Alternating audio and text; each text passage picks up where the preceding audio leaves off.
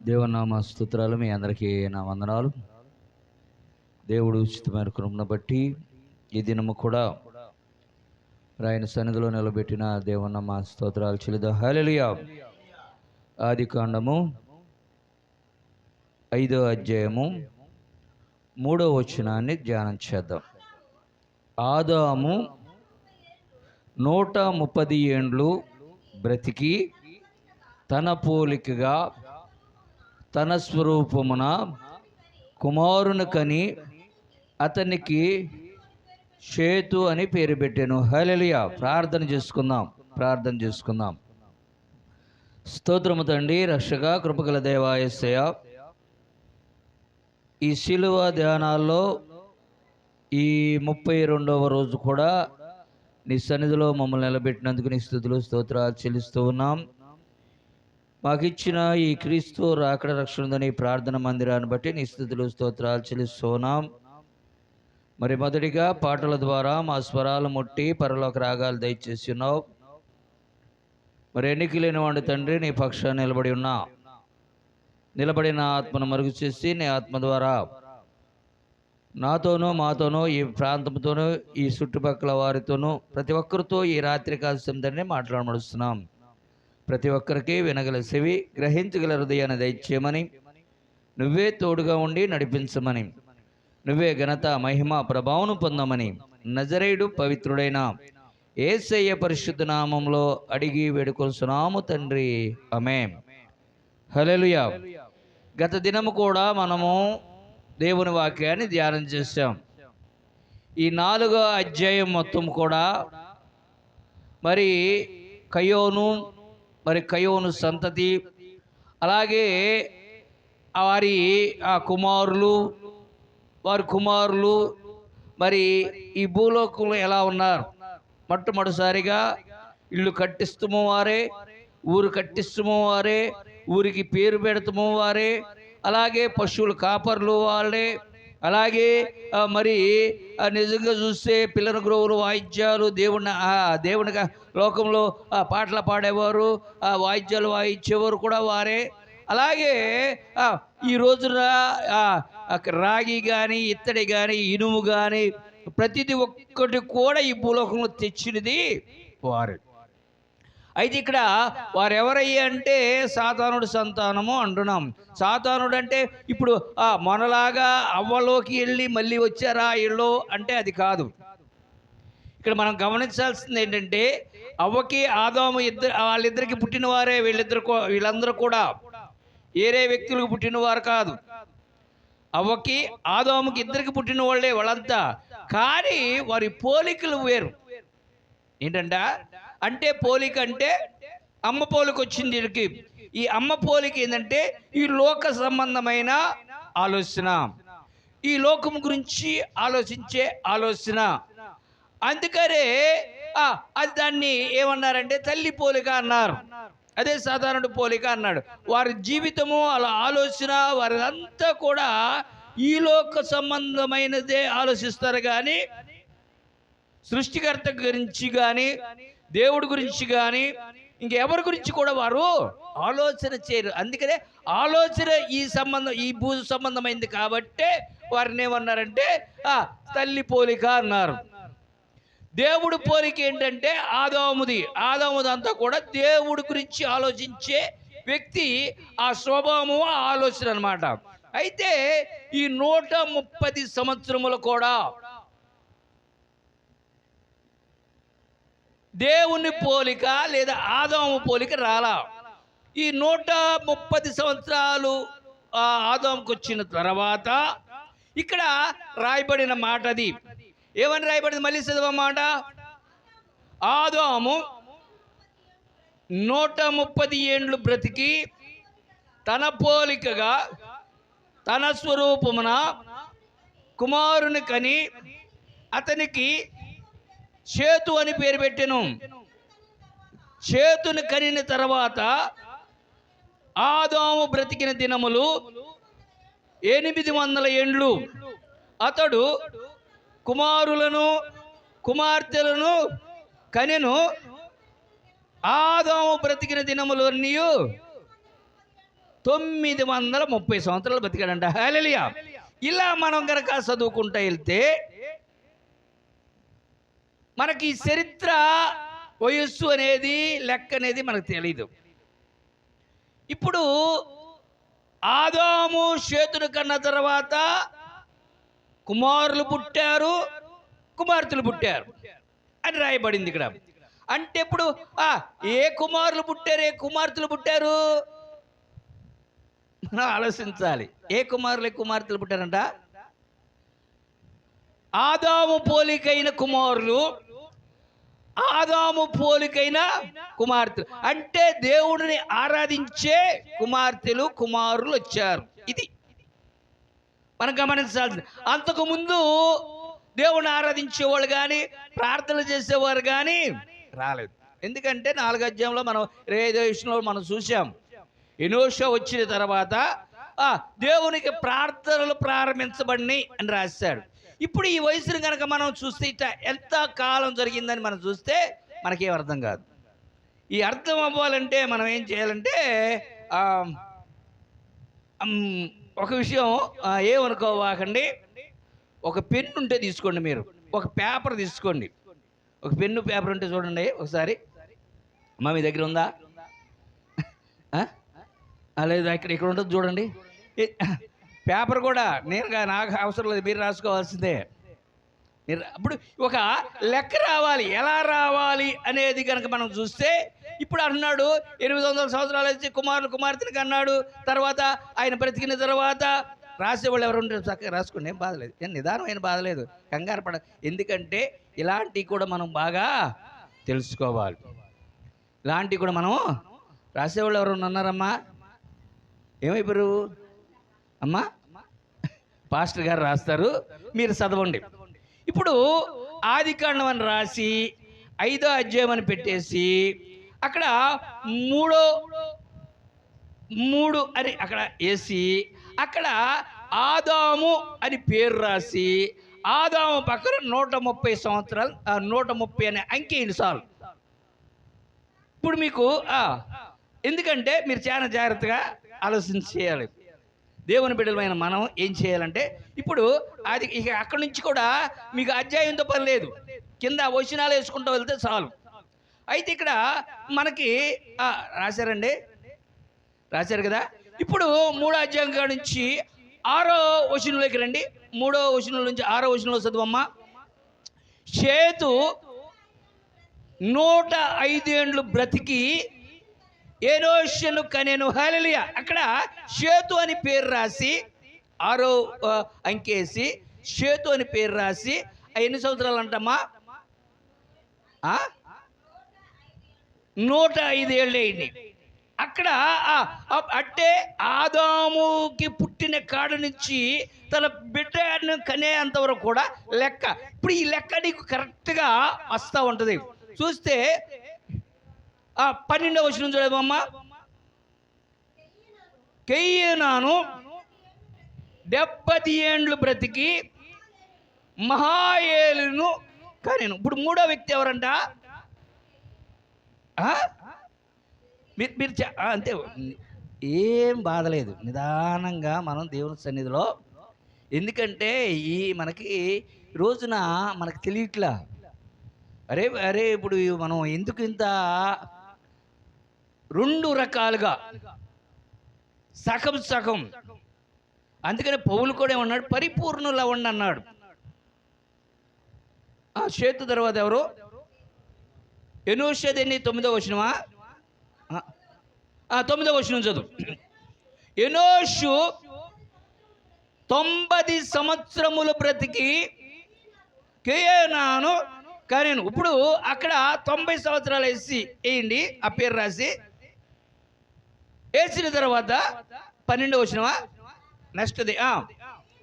కేయునను 70 ఏండ్లు బ్రతికి మహాయేలును కనెను. ఇక్కడ మహాయేలు చరిత్ర వచ్చేదాడికి ఇప్పుడు 12, 13, 14, 15వ వచనం చూడు. మహాయేలును 65 ఏండ్లు బ్రతికి ఎవరిని కన్నారంట? ఏ రోజుని కనెను. అక్కడ ఆయన అయ్యింది 60 సంవత్సరాలు అయ్యింది. తర్వాత 15, 16, 17, 18 చూడండి.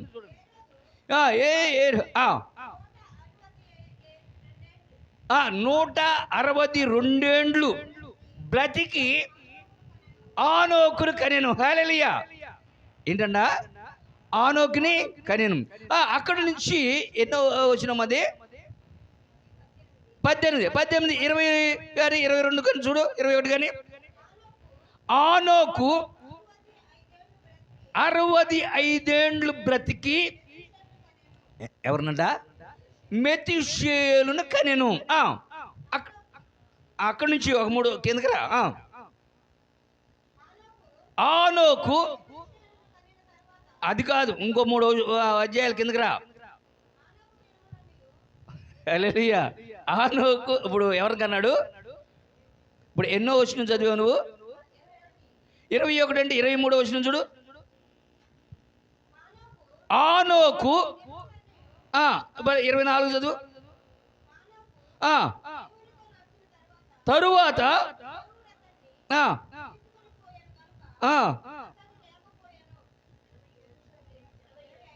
25 ఏమన్నా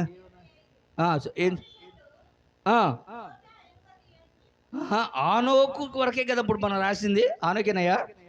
ఆనోకు నుంచి 21లో ఉందా ఆనోకనే? ఆనోకు గురించి ఉంది.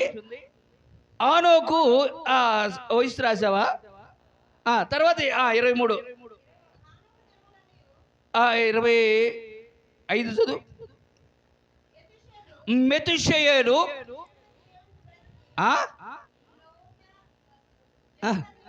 180 ఏండ్లు బ్రతికి లేమేకును కనెను. లేమేకును కనెను అంటే ఇప్పుడు మెతుషేలు వయసు వచ్చేసిందా? తర్వాత లేమేకు వచ్చాడు. ఈ లేమేకు 27వ వచనం చదువు.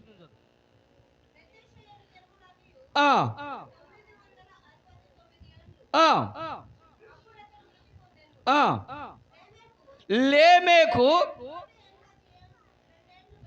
అది ఎన్నో వచనం? 28. 28 తెలుసుకోప్పుడు 28 లేమేకు 182 ఏండ్లు బ్రతికి ఒక కుమారుని కని భూమిని యెహోవా శపించడా? అంతేనా? శపించినందున కలిగిన కష్ట విషయములోను మన పని విషయములోను ఇతడు మనము నెమ్మది కలుగ చేసుకొని అతడికి హల్లెలూయా. అప్పుడు వరకు కూడా భూమి అంట శపించబడుతూ వచ్చింది. ఇప్పుడు ఎవరంట? ఇప్పుడు వచ్చింది ఎవరంట? నోవాహు. ఇప్పుడు ఆదాము కోడి నుంచి నోవాహుకి ఎంతమందో చదివాయి ఒకసారి పేర్లు. ఆదాము కాడి నుంచి ఆదాము చదువు. ఆ పేర్లు రాసావుగా? ఒక్కొక్క పేరు చదువు. ఆదాము, షేతు, ఎనోషు, కేనాను, మహలేలు, ఏరోదు, ఆనోకు, మెతుషేలా, లేమేకు, నోవాహు. ఇప్పుడు ఎంతమంది అంటే 10 మంది. అంటే ఇప్పుడు ఎన్ని తరాలు వచ్చినాయి? జాగ్రత్త. ఈ 10 తరాలు ఇప్పుడు వచ్చినాయి. ఏది? దేవుని సంతానం వచ్చి. దేవుని సంతానం ఎప్పుడు వచ్చింది? ఆదాముకు 130 సంవత్సరాలు వచ్చిన తర్వాత. అంటే ఆదాము పండు తిన్న కాడి నుంచే లెక్క ఈ పరిశుద్ధ గ్రంథంలో. ఆదాము సంతతి గురించే రాశాడు ఈ పరిశుద్ధ గ్రంథం. ఇంకా ఎవరి సంతానం గురించి ఆదాము సంతానం ఎందుకు రాశాడంటే, ఆదాము దేవుని కుమారుడు, దేవుని పోలిక, దేవుని స్వరూపం.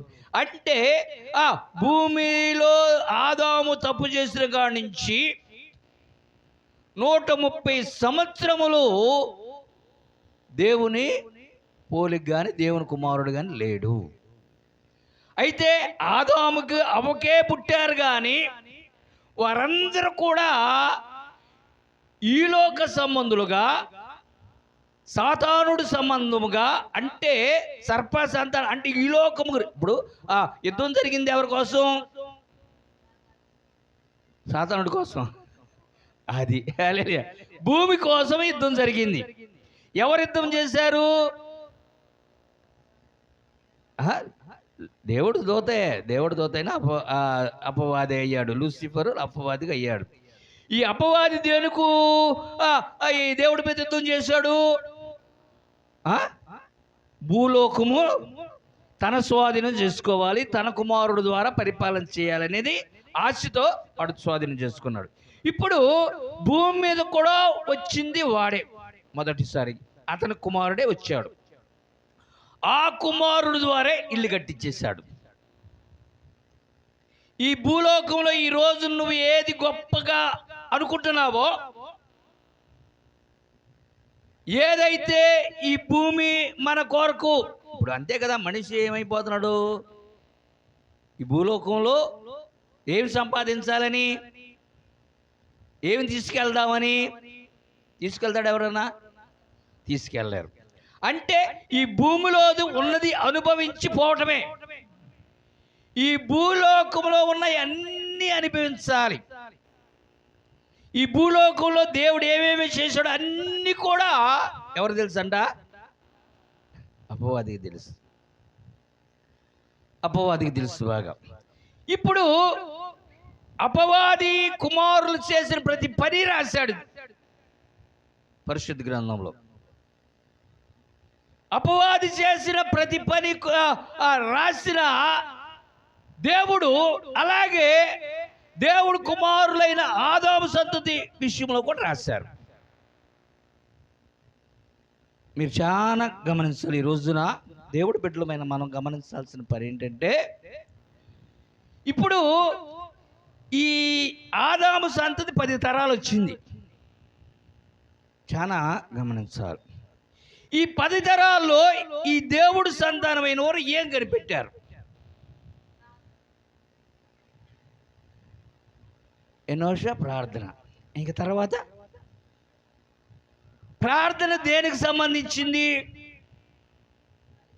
ఈ భూలోకానికి సంబంధించిందా, పరలోకానికి సంబంధించిందా? నేను అడుగుతుంది అది. మీరు బాగా చక్కగా చెప్పారు. ఏమి తెచ్చారయ్యా అంటే ప్రార్థన తెచ్చాడు. ఇంకేం చేయలేదు భూమి గురించి వాళ్ళు. ఏమ్మా, ఏదో బాగా మంచి వ్యవసాయం చేసాడనో రాయాల, లేదా ఇది కనిపెట్టడనో రాయాలి. ఏడగట్టారు బయటపేయటం? ఇప్పుడు ఈ 5 అధ్యాయాలు నీకు బలిపీఠం కట్టినట్టే అని కనపడిందా నీకు? ఎక్కడ పెట్టాడు? మరి నువ్వు బలిపీఠం కట్టాడు అంటావు ఏంటి? అసలు ఈ సంతతిలో వచ్చినప్పుడు అసలు బలిపీఠమే లేదు. ఎక్కడుంది? అక్కడ బలిపీఠం ఎక్కడుంది? బలిపీఠం అని రాశాడా? ఏమా ఇన్ని రోజులు చదివాము, ఎక్కడ రాశాడు బలిపీఠం కట్టామని?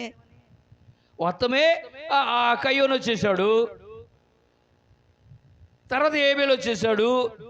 వాళ్ళిద్దరు దేవుడి సన్నిధికి వెళ్ళారు. దేవుడి సన్నిధికి వెళ్తే దేవుడు అన్నాడు, ఏబేలుదేమో మంచిదని ఆశీర్వదించాడు, కయ్యేనేమో కాదురా అన్నాడు. ఎమ్మటే ఏబేలుని చంపేశాడు. ఇంకేడుంది అక్కడ? ఇలా దేవుడితో మాట్లాడారు అంతే. బలిపీఠాలు గిలిపీఠాలు ఏం అట్లా అక్కడ ఏం చేయలే. అక్కడ ఒకవేళ ఒక ఏబేలు ఏమైనా కనుక బతుకుంటే కట్టేవాడేమో తెలీదు, దేవుడు ఆలోచన ఏదో తెలియదు. కానీ అక్కడ ఈ 4వ అధ్యాయము మొత్తము కూడా ఎవరి సంతానం అవుతుందంట? లోక సంబంధమైన సాధారణ సంతానమే. కానీ ప్రార్థనలు లేవు, దేవుడిని ఆరాధించేవాళ్ళు లేరు, దేవుడి దగ్గరికి వెళ్ళేవాళ్ళు లేరు. ఎందుకంటే ఉన్నది కయ్యోను ఏం చేశాడు? దేవుడు నా సన్నిధి నువ్వు ఉండటానికి లేదని తరివేశావు. ఆయనే సాక్ష్యం చెప్పాడు కదా, నీవు నీ సన్నిధిలో రాకుండా నన్ను వెలివేశావు. ఇక దేవుడి సన్నిధికి వెళ్ళేవాళ్ళు ఎవరు లేరు అక్కడ. దేవుడు పోలిక లేదు. ప్రార్థనలన్నీ కూడా ఎప్పుడైతే ఈ రోజున చూడండి అదే స్థితి. ఈ రోజున క్రైస్తవుడు కాని వారు, దేవుణ్ణి ఎరగని వారు అందరూ కూడా ఉదయం లేచి సాయంత్రం వరకు పనులు చేస్తూనే ఉంటారు, కష్టపడి పని చేస్తూనే ఉంటారు. దేవుడు నమ్మినోడిని పనికి వెళ్ళరా అంటే, నేను దేవుడు బిడ్డను, నేను పనికి లేదేందండి అంటారు. ఈ 5వ అధ్యాయంలో కూడా నీకు ఎక్కడైనా కూడా ఏమని రాయబడి ఉంటుంది? అక్కడ చేదు బతికెను, ఇన్ని సంవత్సరాలు బతికాడు, పిల్లలకి అన్నాడు, చచ్చిపోయాడు. ఈ 2 మాటలు తప్పితే ఇంకేరే మాటలు దొరకవు. దేవుడు పిల్లలు చేసిన పని అంతా కూడా ఏంటంట, ఇన్ని సంవత్సరాలు బతికారు, ఎంతమంది పిల్లలకి అన్నారు, కుమార్తెలకు అన్నాడు, కుమారులకు అన్నాడు, చచ్చిపోయాడు. ఇది తప్పితే ఇంకేది కనపడు. మనం చాలా జాగ్రత్తగా కష్టపడి భూమిని అభివృద్ధి చేసి దాన్ని లోపరుచుకోవడానికి ప్రయత్నించిన వాడు కూడా వాడే. ఎందుకంటే వాడు భూమి కోసం అంత ఆశపడ్డాడు. రే భూమిలో ఇది ఉంది, పుట్టినవాడు కూడా ఆశ చూపించాడు వాడికి, ఇదిగో ఇందులో ఇంత ఇదిగా ఉంది అని వాడు చెబుతూ వచ్చాడు. ఇప్పుడు వచ్చేటప్పటికి ఈ 6వ అధ్యాయంలోకి వచ్చేటప్పటికి ఇప్పుడు చదవం మొదటి వచనం. నరులు భూమి మీద విస్తరింపనారంభించిన తర్వాత, ఇప్పుడు ఎవరో నరులు. ఇక్కడ తర్జుమా తప్పే, అది కూడా తప్పే. నరులు అని రాయాల్సిన పని లేదు. అక్కడ ఏమని రాయాలంటే మనుషులు అని రాయాలి. హల్లెలూయా. పుట్టింది ఎవరో, ఎవరికి అందితే అవ్వ ఏమని చెప్పింది? నేను ఒక మనుషుని సంపాదించుకున్నాను అంది. మనుషులని రాయాలి అక్కడ. కుమార్తెల వారికి పుట్టిన, ఎవరికి? నరులు తీసేసి మనుషులని చెప్పమ్మా ఒకసారి. మనుషులకి ఎవరు పుట్టారంట? కుమార్తెలు పుట్టినప్పుడు దేవుని కుమారులు ఏంటంటే వీళ్ళు ఇప్పుడు దేవుడి కుమారులు అని ఎవరు? దేవుని కుమారులు ఎవరంటారు వీళ్ళు? నరులు అనాలి, అవునా కదా? ఆదాము సంతతినేమో నరుల కుమారులు అనాలి, అవ సంతానమేమో మనుష్య కుమారులు అన్నారు. ఇక్కడ ఈ తర్జుమా ఇదే ఇక్కడ చాలా ప్రాబ్లం. ఈ సాతానుడి సంతానమేమో నరులు అనేసేసారు, రాసేసారు. అది బ్రాహ్మణులు రాసినవి అయ్యి, తర్జుమా చేసిన వాళ్ళే కాబట్టి వాళ్ళకి అంటే నేను చెప్పాను కదా, వాళ్ళు చెప్పిందే వేదం అంతే. వాళ్ళు ఏది రాస్తే అదే మనం. ఇప్పుడు కూడా అదే జరుగుతుంది అనుకో, ఇప్పుడు కూడా అదే జరుగుతుంది. కానీ ఆ జ్ఞానం అనేది యేసయ్యను నమ్మిన మనకు కూడా రావట్లే. జ్ఞానం యేసయ్యనే మన సొంతగా దేవుని ఆత్మ ద్వారా మనం ఉండి దేవుని ఆత్మ ద్వారా పలికే అవకాశం లేదు. ఒక అపొస్తలుడైన పౌలు తప్పితే నేను క్రీస్తుని బోలు నడుచుకున్నాను, నన్ను బోలు కూడా మీరు నడుచుకోండి అన్నాడు. అంటే నా జ్ఞానం లేదు అబ్బాయి, నా జ్ఞానం అయితే ఈ లోక సంబంధంగానే ఆలోచిస్తాను, ఈ లోక సంబంధంగానే చూస్తాను, ఈ లోకాన్నే నేను ప్రేమిస్తాను, ఇంకేమి నేను ప్రేమించను అన్నాడు. కానీ దేవుడు జ్ఞానం వచ్చిన తర్వాత ఈ లోకము నాకు పెంటతో కనపడింది అన్నాడు. హల్లెలూయా. ఏంటిదంట? ఈ లోకము నాకు పెంటతో సమానం అన్నాడు. అందుకని ఇది నా జ్ఞానం కాదు, నా ద్వారా ఒకవేళ నేను జ్ఞానం ఉంటే అది ఏమైందంటే నన్ను తీసుకెళ్ళి మరణానికి అపజబుద్ధి. అందుకని క్రీస్తును పోలి, క్రీస్తు ఎలా అయితే నడిచాడో ఆయన్ని చూసి నేను నడుతున్నాను. కానీ నా అంతటా నేను పౌలుగా ఉన్నప్పుడు, సౌలుగా ఉన్నప్పుడు నేను మంచి జ్ఞానవంతుడిని, వేదాలు, తత్వాలు, ఉపనిషత్తులు అన్నీ కూడా చదివిన వాడిని. నేను ధర్మశాస్త్రం అంతా కూడా చుట్టి అంతా కూడా నా మైండ్లో ఎక్కించుకున్నవాడిని. ఆయన ధర్మశాస్త్రం చదువుతూ ఉంటే, అందుకనే కదా ఆయన పత్రికలన్నీ కూడా ధర్మశాస్త్రాన్ని చూపిస్తాము, యేసుప్రభు గురించి చెప్పటం, ధర్మశాస్త్రాన్ని చూపిస్తాము, యేసుప్రభు గురించి చెప్పటం. ఈ యేసుప్రభు గురించి చెప్పగానే వీళ్ళు వచ్చి ఆయన కొడతారు. అంటే యేసుప్రభు గురించి చెప్పేది ఏంటి? ఈరోజు కూడా చాలా మందికి అర్థం కాని స్థితి అదే. అని అట్టని ఆయన ఏమైనా ఊరుకున్నాడా? ముందు చూద్దాం ఆయన పరిస్థితి కూడా. ఆయన కూడా తప్పు చేశాడు, పౌలు కూడా. దీన్ని ఒక మతానిగా ప్రకటించేస్తాడు. మతాన్ని తీసుకొచ్చింది కూడా పౌలే. హల్లెలూయా. దాన్ని ఒక మతానిగా తయారు చేస్తాడు. కానీ ఇక్కడ వారు ఏమని రాస్తున్నాడంటే, చదువమ్మా, మనుష్యులు విస్తరించి ఆరంభించిన తరువాత కుమార్తెలు వారికి పుట్టినప్పుడు దేవుని కుమారులు నరులు కుమార్తెలు చక్కని వారిని చూసి, హల్లెలూయా, ఏం చూశారంట? ఎవరో చక్కని వారు ఉన్నారు. నరుల అంటే మనుషుల కుమార్తెలు చక్కని వారుగా ఉన్నారు. దేవుని కుమార్తెలు ఎట్టున్నారు? ఎట్టుంటారమ్మా? ఎటు చక్కగా ఉంటారా? పోనీ ఈరోజు ఎట్టుంటారు చెప్పు? బొట్టు ఉండదు, కట్టుకుండదు, పువ్వులు ఉండదు, ఏ ఉండదు, సాదాగా ఉంటారంట. ఇప్పుడు వీళ్ళు ఏం చేస్తున్నారు? నగలు, గీగలు, లిప్టిక్లు, ఆ లిప్టిక్లు, ఈ లిప్టిక్లు అన్నీ కూడా వీళ్ళకి వేసుకున్నప్పుడు వీళ్ళు ఎట్ట ఉంటారంట? మీకు అర్థమవుతుందా? ఇప్పుడు కాదు ఇది. నోవాహు అంటే ఆదాము సంతతి వచ్చిన 10వ తరంలో ఆదాము వచ్చేసిన తర్వాత, అందుకని యేసుప్రభు కూడా రాకడ అట్లా ఉంటుందంటే నోవాహు టైంలో ఎలా ఉందో అలా జరుగుద్ది అన్నాడు. ఆ నోవాహు టైంని ఆ సమయాన్ని చెప్పాడన్నమాట. అంటే నోవాహు టైంలో ఎలా ఉన్నారు జనాలు అంటే, ఇటు దేవుని పిల్లలు ఉన్నారు, ఇటు మనుషుల పిల్లలు ఉన్నారు, సాతాను పిల్లలు ఉన్నారు. ఎవరున్నారంట? దేవుని పిల్లలు ఉన్నారు. ఆ రోజుల్లో అటు సాతానుడికి కుమార్తెలు ఎక్కువ పుట్టారంట. హల్లెలూయా. కుమారులు పుట్టలేదా? పుట్టలా. ఈరోజు కూడా చూడండి, ఆడవాళ్ళు సార్ మొన్నటి దాకేమో మగ పిల్లవాడు పుడితే బాగుండదురా అనుకున్నాడు. ఈరోజు ఏం చేస్తున్నారంట? ఆడపిల్ల పుడితే బాగుంటుందిరా అనుకుంటున్నారు. హల్లెలూయా. ఏందంట? ఎందుకని ఏమా తెలీదా? ఉద్యోగులన్న వాళ్ళకి వస్తున్నాయి ఉద్యోగాలు. ఇప్పుడు మగోడికి ఎవరు రావట్లా. అందుకని మగోడు మొత్తం కూడా కళ్ళు షాపులు కాడ, బ్రాంచ్ షాపులు కాడ, ఆటలు కాడ, ఈటలు కాడ తిరుగుతున్నారు వాళ్ళు. వీళ్ళేమో కష్టపడి పని చేసుకొస్తుంటే వీళ్ళు ఏం చేస్తున్నారంట? ఇప్పుడు ఎవరు కావాలని కోరుకుంటున్నారు? తల్లిదండ్రులు, ఆడవాళ్ళే. ఆ మాట యేసుప్రభువు కూడా చెప్పేశాడు. ఒక్కతే పురుషుడు, 7 స్త్రీలు వచ్చే సమయం వస్తుంది. అది ఎప్పుడు జరుగుతుందంటే, ఎప్పుడు జరుగుతుందమ్మా? నోవాహు టైం. ఇప్పుడు టైం కాదు, అది నోవాహు టైంలో జరుగుతుంది. అక్కడ ఎప్పుడైతే వీళ్ళు ఆ కుమార్తెలు ఎక్కువగా వచ్చేస్తున్నారో, వాళ్ళు ఎంత అందంగా ఉన్నారో, అన్ని అలంకరించుకున్నారో, దేవుడు కుమారులంట. దేవుడు కుమార్తెలు నచ్చలేదు వీళ్ళకి, నచ్చలా. ఏమి లేదు వీళ్ళ దగ్గర, ఏముంది? నచ్చక ఏం చేస్తున్నారు చదువమ్మా? వారందరిలో తమకు మనసు వచ్చిన స్త్రీలను, హల్లెలూయా, అంటే మీకు అర్థమవుతుందమ్మా? తల్లిదండ్రులతో పని లేదు ఇక్కడ. రోజు వాళ్ళు ఇష్టమైంది పెళ్లి చేసేసుకుంటారు.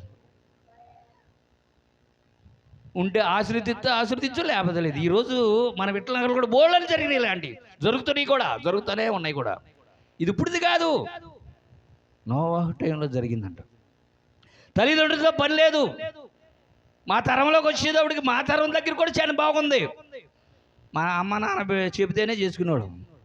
ఒకవేళ ఇష్టమయ్యి వేసినా వాళ్ళని ఎదిరించి మాత్రం లేదమ్మా మీ ఇష్టం, మీరు అయితే అవును, లేదంటే వెళ్ళకుండా అని. ఇప్పుడైతే ఇక అడిగే పనికోలేదంట. టైల్లో వాళ్ళకి మనసు వచ్చిన వారిని పెళ్లి చేసేసుకున్నారు. పెళ్లి చేసుకుని ఇంటికి తీసుకొస్తే చక్కగా మనం ఒప్పుకోవాలి, లేదంటే మనం కూడా పని. ఇప్పుడు తల్లిదండ్రులు చేసి పెళ్ళిళ్ళు చేసుకునే వాళ్ళు కంటే వాళ్ళ సొంతంగా పెళ్లి చేసుకునే వాళ్ళే బాగుగా ఉన్నారు. మంచి మంచి ఉన్నత స్థానంలో చాలా మంది చూస్తున్నామంట. కొంతమంది చాలా బాగానే ఉన్నారు. అలా జరుగుతూ ఉంది. అప్పుడు యెహోవా నా ఆత్మ నరులలో ఎల్లప్పుడూ వాదించదు. హల్లెలూయా. ఇక అయిపోయింది తరం. అసలు ఈ పెద్దల మాట లేదు, చిన్నల మాట లేదు. ఎప్పుడైతే క్రమం తప్పిపోయిందో, నా పోలిక నా స్వరూపం అని ఈయన ఎప్పుడైతే చేసుకుని వీళ్ళు వెళ్ళిపోయే వాళ్ళ ఎప్పుడైతే ఉన్నారో, ఇక ఆయన ఆత్మ బాధపడిపోతుందంట. ఎప్పుడు వాదించదు. ఇక ఎన్నిసార్లు చెబుతాడు? తల్లిదండ్రులు ఎన్నిసార్లు చెబుతాం మా పిల్లలకి? పద్దాక చెబుతాం, ఇది తప్పురా, ఇది తప్పురా, ఇది చేయొద్దురా, చేయొద్దురా, చేయొద్దురా అంటే వాడు ఎనుకోండి, ఆడు ఇష్టం వచ్చాడు చేస్తే ఎన్నిసార్లు చెప్తాం మనం? అలాగే దేవుడు కూడా చెప్పి చెప్పి వినలేదంటే వీళ్ళు. వినప్పుడు తమ అక్రమ విషయములో నరమాతృలై ఉన్నారు, అయినను వారి దినములు హల్లెలూయా అప్పుడు దాకా 900 పైనే. వాళ్ళ చరిత్ర 5 అధ్యాయం పై నుంచి కింద దాకా చదువుకుంటే 900, 800 ఆ పైన బతికిన వాళ్ళే, కానీ తక్కువ బతికిన వాళ్ళు ఎమ్మటే 120 సంవత్సరాలకు వచ్చేసిందంట. ఆయుష్ తగ్గిపోయింది. ఎందుకంటే మీరు ఉన్నా కూడా లోపం లేదు భూలోకంలో. ఒక క్రమాన్ని తీసుకొస్తే ఆ క్రమాన్ని మీరు చెడగొట్టేశారు. ఇక లాభం లేదని ఆ వయసును తగ్గించేశాడు దేవుడు. హల్లెలూయా.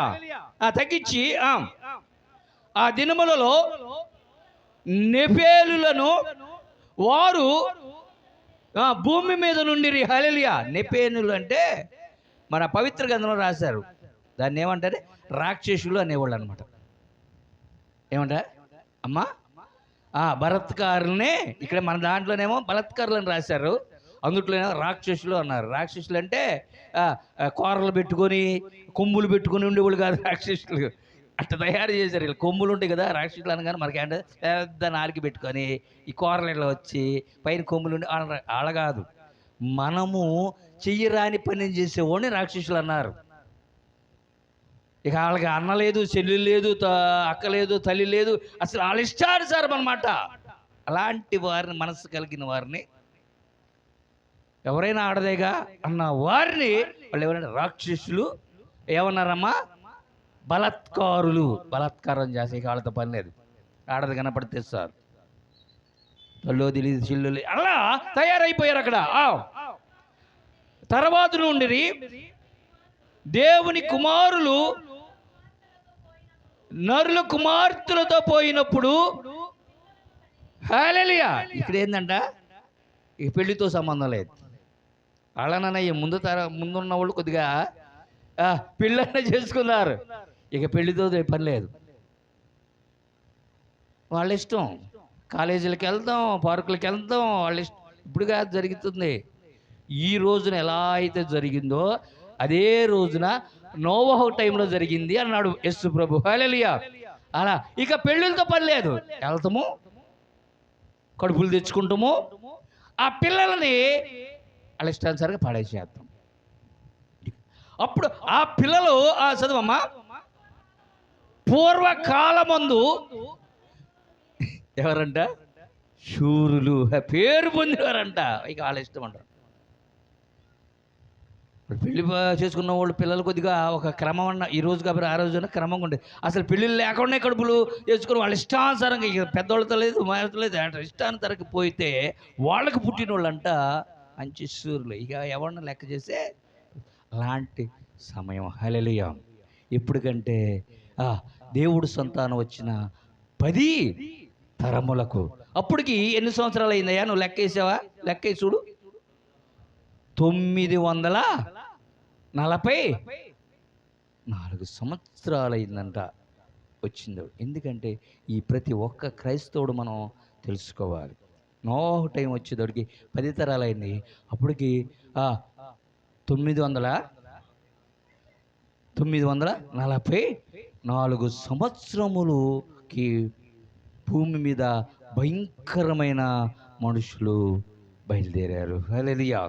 కాబట్టి ఆ భయంకరమైన మనుషుల గురించి దేవుడు ఏం చేయబోతున్నాడు అనేది మనం తెలుసుకుందాం. ఈ మాటలు దేవుడు దీవించి ఆశీర్వదించునుగాక. హల్లెలూయా. సమయం అయిపోయింది కాబట్టి ఆశీర్వదిద్దాం.